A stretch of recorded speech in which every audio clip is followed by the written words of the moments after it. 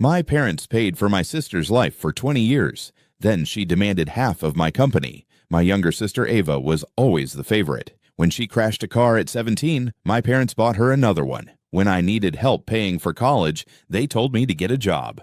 When her business ideas failed, they bailed her out.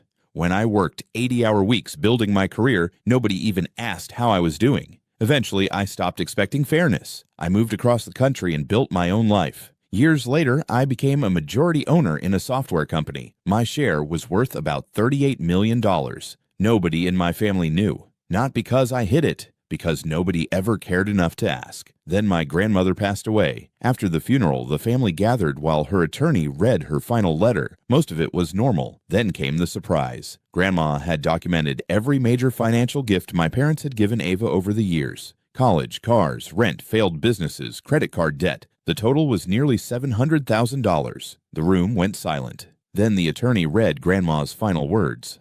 Love doesn't require equal dollars, but it does require equal effort. Nobody had anything to say. A few months later, Thanksgiving arrived. 20 relatives packed into my parents' house. Dinner was normal until my cousin accidentally mentioned my company. My dad looked confused.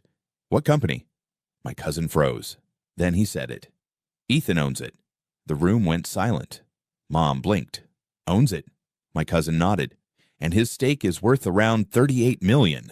Forks stopped moving. Nobody spoke. My sister stared at me. $38 million. I shrugged. Something like that. Questions exploded from every direction. How long had I been wealthy? Why didn't I tell anyone? How much did I actually have? Then Ava stood up.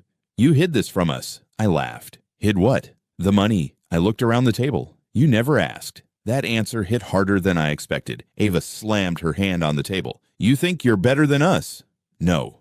Then why keep it secret? For the first time in years, I stopped holding back. When I graduated, nobody cared. Silence. When I bought my first house, nobody cared. Nobody looked at me. When I worked myself to exhaustion building a career, nobody cared. My parents stared at their plates. But suddenly everyone cares now. The room was completely quiet. Then Ava said the thing everyone knew she was thinking. You should help family. There it was. Not congratulations. Not pride. A request. I looked directly at her. For 20 years, Mom and Dad invested in you.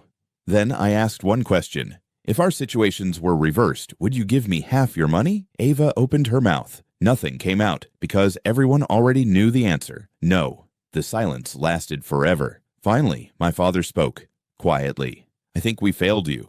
Nobody moved. Nobody argued because for the first time, the truth was sitting right there on the table.